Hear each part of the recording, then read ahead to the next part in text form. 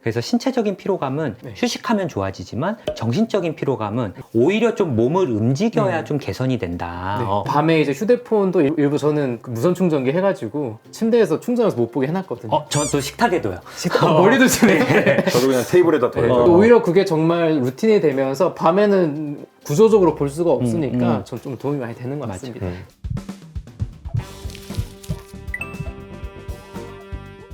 안녕하세요. 멘탈 탄탄입니다. 탄탄입니다. 진료하다 보면 이제 저희과에 많이들 오시잖아요. 그죠. 네. 특히 뭐 두 분도 그러시지만 우울증 환자분들이 아마 제일 아무래도, 많으셔요. 네. 다들 여러 가지 뭐 원인들 스트레스로 오시긴 하는데 몇 년간 진료를 하다 보니까 우울증에 걸리시는 환자분들의 어떤 공통적인 삶의 패턴이라고 해야 되나요? 이런 건 좀 공통점이 보이더라고요. 맞아요, 맞아요. 저만 그런가요? 두 분은 좀 어떠세요? 저도 생활 패턴에서 보이는 게 많이 있는 것 같아요. 비슷하게 그런 증상들이 나타나서 이게 증상인지 아니면 그게 원인인지 섞여 있는 것도 맞아요, 있지만은 그래도 공통적으로 보이는 게 있어서 한번 저희가 한번 정리를 해봤어요. 그래서 이게 어떤 진단 기준은 아닌 게 있거든요. 진단 기준 아닌 게 더 많아요. 아주 초보 정신과 의사 때는 이거를 막 이렇게 여쭤보진 않는데 공통적인 부분들이 발견이 되니까 이제 환자분들께 이렇게 여쭤보면 거기에 해당돼요.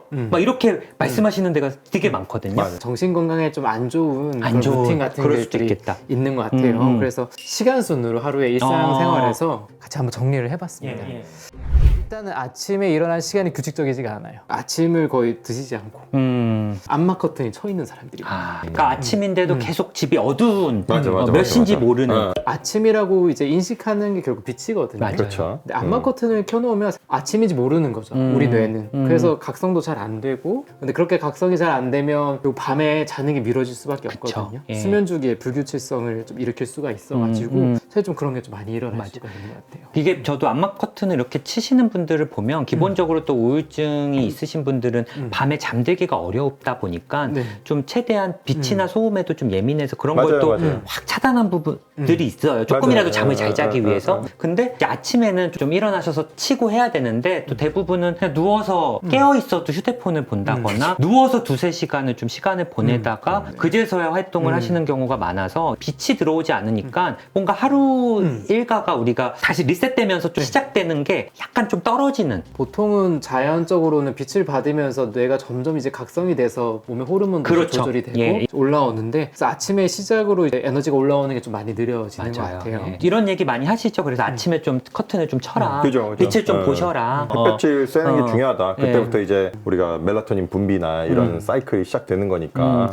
빛을 많이 강조했던 교수님은 실내에 있는 것도 부족하다. 맞아요. 나가라. 또 계속 이제 맞아요. 밖에 산책 아침에 나가시게 아침 산책을 굉장히 강조하셨죠. 계속 강조하셨죠. 그리고 실제로 그렇게 많이 하시면 빨리 좀 좋아지세요. 맞아요, 좋아지죠. 맞아요. 수면도 빨리 활동하는 거니까. 좋아지시고. 맞아요. 또 환자분들의 공통적인 좀 어떤 패턴을 좀 말씀해 주셨는데 점심에도 혹시 패턴들이 좀 관찰하신 게 있으세요? 그러니까 아까 교수님 얘기하셔서 이어서 하자면 그 교수님은 항상 하시는 말이 낮에 배드를 치워버려라. 맞아요. 못 누워 계시게. 맞아요. 왜냐하면 네. 병동에 있으면 계속 누워 계시거든요. 맞아요. 대기실에 좀 가 계시게 하고 네. 많이 격려하죠. 산책이나 활동 맞아요. 격려를. 그래서 회진 돌 때 자꾸 앉아 계시고 누워 계시면 다 한마디씩 하시죠. 왜 중요하냐면 결국 누워 있으면 자꾸 자게 되고 또 낮에 자게 되면 결국 또 밤에 잠이 안 오거든요. 그쵸. 누워 있는 시간 우리가 많아지면 많아질수록 수면의 질이 떨어져요. 떨어져. 그래서 낮에는 최대한 좀 피곤하게 하고 좀 그래야지 좀 졸리는 게 있고. 맞아요. 간단하게 얘기하면 침대에 누워 있는데 깨어 있는데 침대에 누워 있는 시간을 최대한 줄이는 게 좋아요. 그죠, 그죠. 그게 아예 없으면 너무 좋은 건데 그건 어렵겠고 그 시간만 없애도 사실은 수면의 질, 수면 효율이 좀 올라가긴 하죠.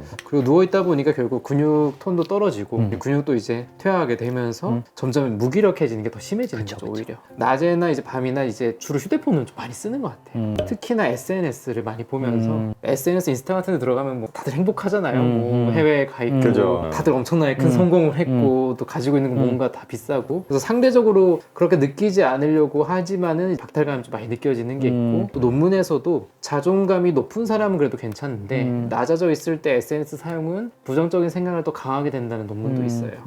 또 두 번째로 또 휴대폰 쓰는 게 우리가 우울하고 이러면 결과론적으로도 에너지가 없다 보니까 에너지를 제일 안 쓰면서 자극을 얻을 수 있는 게 휴대폰이거든요.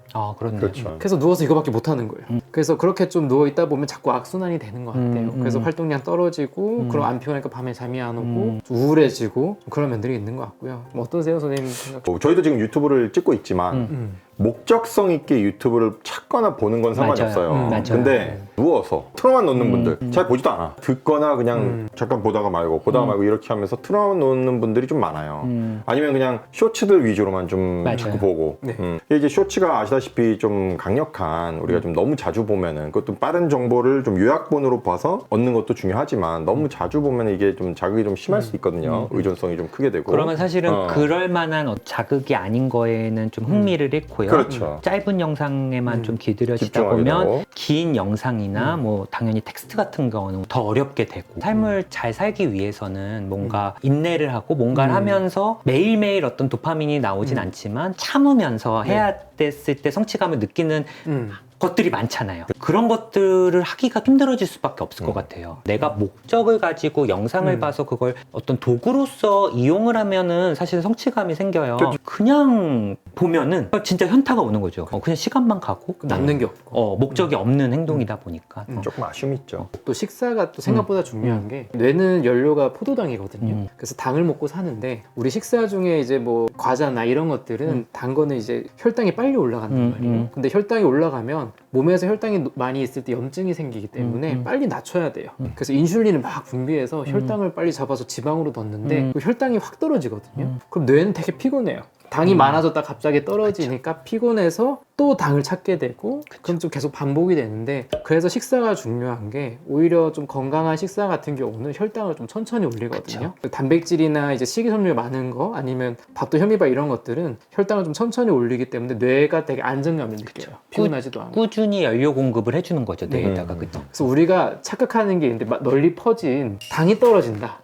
근데 당이 떨어지면 그 당뇨병이에요. 당뇨병은 그게 있어서 당뇨병인 거고 보통 당뇨병이 없는 분들은 당이 떨어지는 게 아니고 그냥 뇌가 피로감을 느끼는 것 뿐이거든요. 그래서 그럴 때 오히려 계단을 5계단 올라가면 몸이 이제 활발해지고 혈액순환 되면서 그런 인지기능이 올라가고 실제로 그런 계단을 올라가는 게 커피 한 잔 마신 거랑 똑같은 각성 효과가 있다고도 하거든요. 좀 처질 때는 오히려 몸을 움직이는 게 더 나아요. 그러니까 특히 우울증이 있는 분들은 제가 항상 환자분들께 설명드리는 게 정신적인 피로감과 신체적인 피로감이라고 저는 이렇게 설명을 해요. 그냥 알아듣기 쉽게. 그래서 신체적인 피로감은 휴식하면 좋아지지만 정신적인 피로감은 오히려 좀 몸을 움직여야 좀 개선이 된다. 이렇게 좀 말씀을 좀 드리고 기억을 좀 해보시면 좋을 것 같아요. 밤에는 이재병 선생님이 이제 진료하시면서 공통적인 패턴 보이시는 거 있으실까요? 우울증 환자분들이. 이제 가장 제가 많이 물어보는 것 중에 하나가 이제 저녁 때 자기 전에 요즘 젊은 친구들이 많이 이런 부분이 있는데 과거에 대한 생각들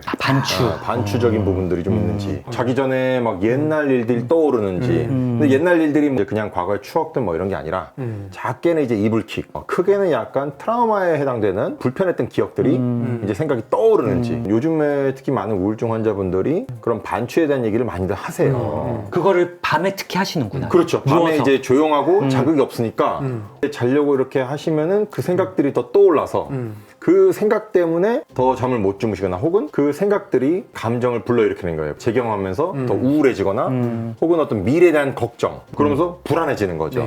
이런 우울과 불안을 느끼시면서 기존에 어떤 우울감이 더 악화되는 그런 부분들도 좀 있는 것 같아요. 근데 정말 근데 말씀하신 내용이 정말 많으셔가지고 진짜 맞아요. 네, 진짜 많으죠. 저는 또 이렇게 설명도 하기도 해요. 이제 심장이 하는 일은 피를 몸에 보내는 일이잖아요. 근데 뇌가 하는 일은 생각을 만드는 거란 말이에요. 근데 컨디션이 떨어지면 뇌에서 나오는 생산물이 부정적인 사실 많이 나요.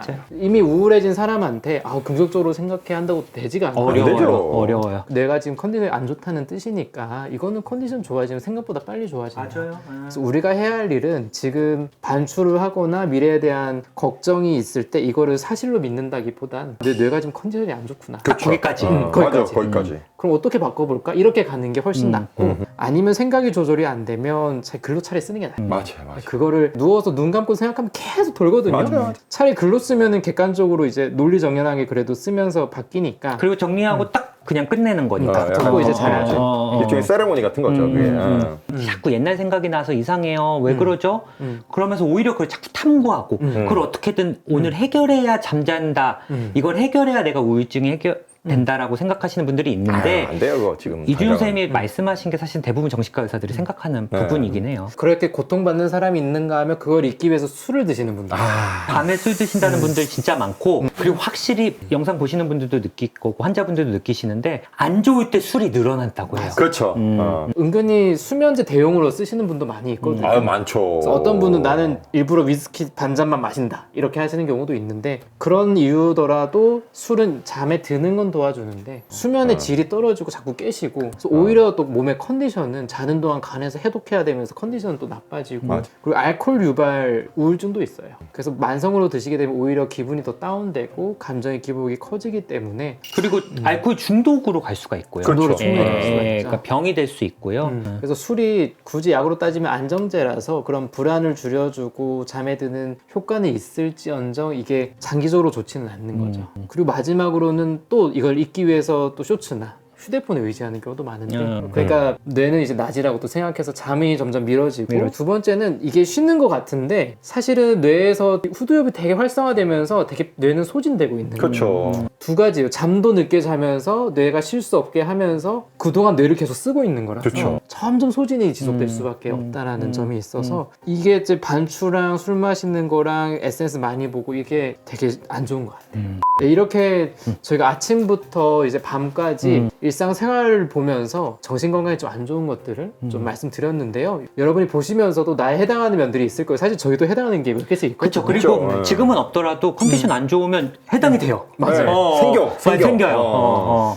저희도 이걸 알고 있기 때문에 이렇게 빠지려고 하면은 자꾸 의식적으로 좀 조절을 하고 밤에 이제 휴대폰도 일부 저는 그 무선 충전기 해가지고 침대에서 충전해서 못 보게 해놨거든요. 전 또 식탁에 둬요.